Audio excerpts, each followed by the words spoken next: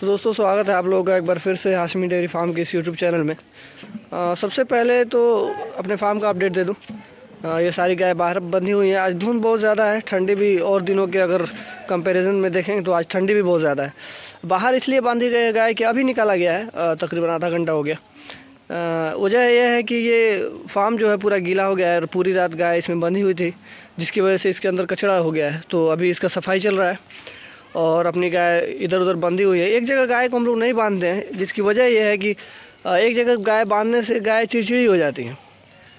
या तो अगर आपके पास इतना पॉसिबल है कि गाय खोल के रख सके तो खोल के रखिए, अगर खोल के नहीं रख पा रहे हैं तो गाय को इधर उधर बांधते रहना चाहिए, स्पेस देना चाहिए। कभी गाय इधर रहती है, कभी पीछे चली जाती हैं, अपना जो पीछे का इलाका है इस फार्म के उधर जो जगह है उसमें चली जाती हैं।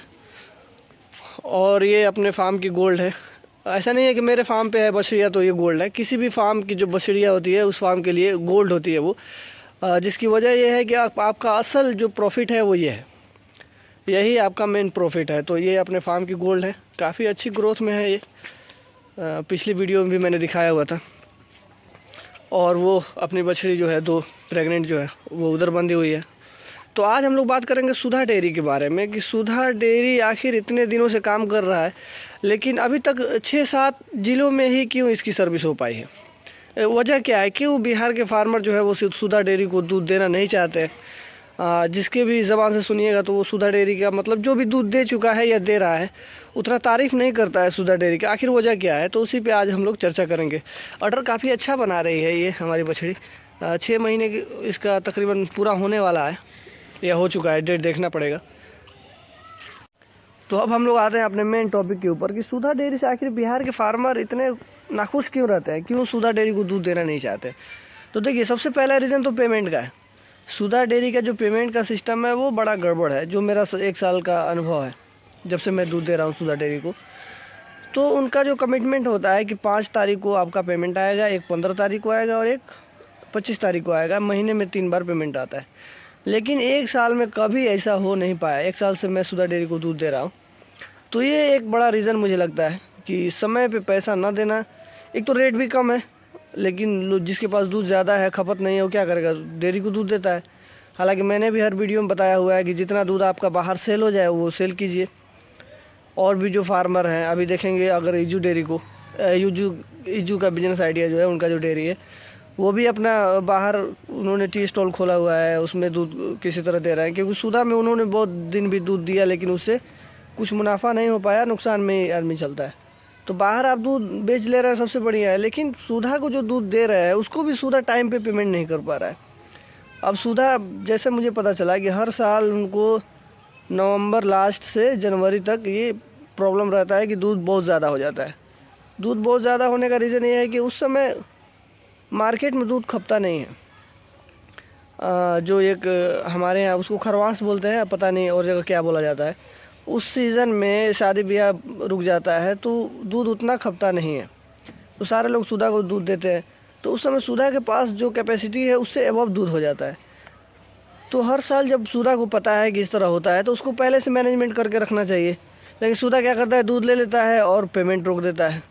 अभी जो पैसा 11 से नहीं 21 से 30 दिसंबर में जो दूध दिया गया है सुधा को, उसका पेमेंट आया है 17-18 तारीख को।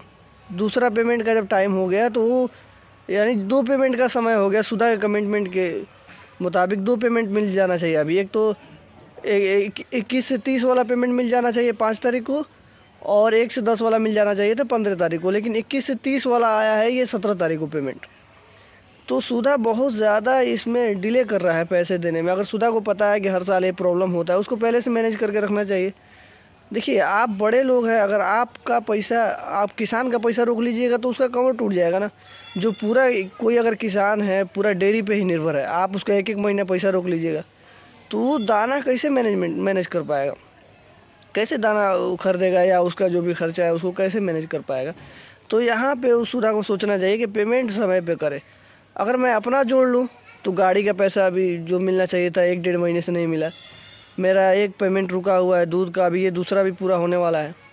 कमीशन जो मिलना चाहिए था वो नहीं मिला। तो अगर तकरीबन मैं हिसाब लगाऊँ तो 3-3.5-4 लाख रुपए मेरा अभी कंपनी में फंसा हुआ है।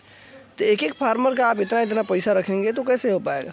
चलिए हम लोग मैनेज कर ले रहे हैं, लेकिन जो छोटे लोग हैं, जो छोटे लोग, मैं किसी को छोटा नहीं बोल रहा हूँ, मतलब जो जिनके पास 2-3 पशु है, उसी से वो अपना गुजारा कर रहा है, उसी का पैसा आप रोक लीजिएगा तो थोड़ा दिक्कत हो जाता है ऐसे लोगों को। काफ़ी जो मेरे आसपास में रहने वाले लोग हैं उनको परेशानी हो रही है।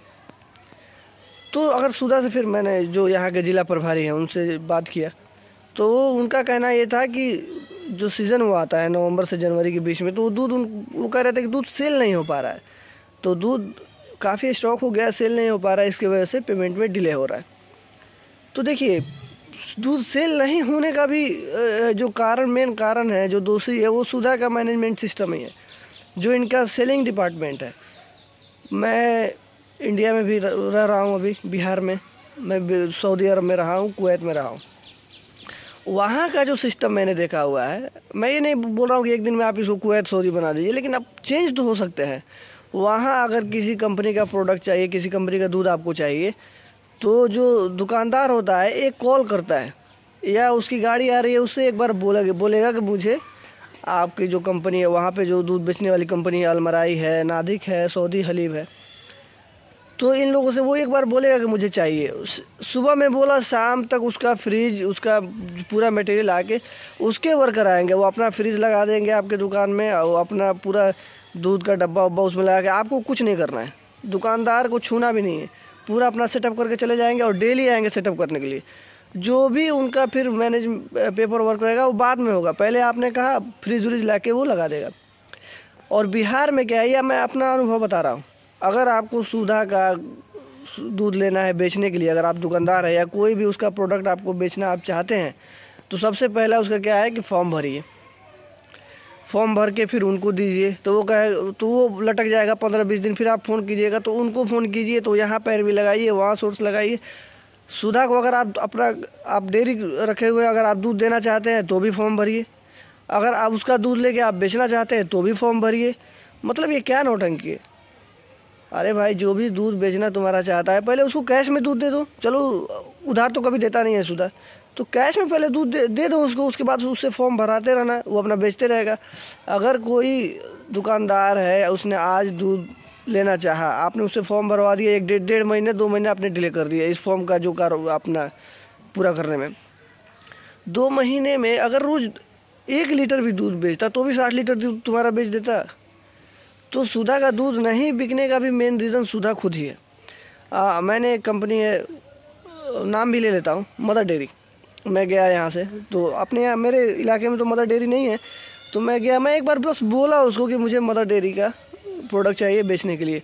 उसका 10 फ़ोन आया मेरे पास, 2 दिन के अंदर 10 फ़ोन आया उसका मेरे पास कि आप ले लीजिए, कहिए तो हम आ रहे हैं।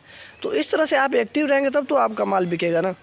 आपका माल बिके ना बिके तो किसान उसका ज़िम्मेदार तो नहीं है। अगर पहले आप एग्रीमेंट में उसको बताते कि भाई किसान इस तरह ज़िम्मेदार है। कई किसान ऐसे हैं जो पूरे तरह से निर्भर है उस पर, अगर मैं उनका वीडियो जाकर बना सकता हूँ तो उनका शिकायत आ रहा है। तो ये है, सुधा को अपना सेलिंग डिपार्टमेंट सही करना चाहिए और पेमेंट सही टाइम पे करे तो सुधा का दूध ऑटोमेटिक बढ़ेगा। उम्मीद करता हूँ वीडियो आपको पसंद आई होगी, और अपना भी राय ज़रूर बताइए कि सुधा को किस तरह से बदलाव करना चाहिए। कमेंट में ज़रूर अपना राय दीजिए। धन्यवाद।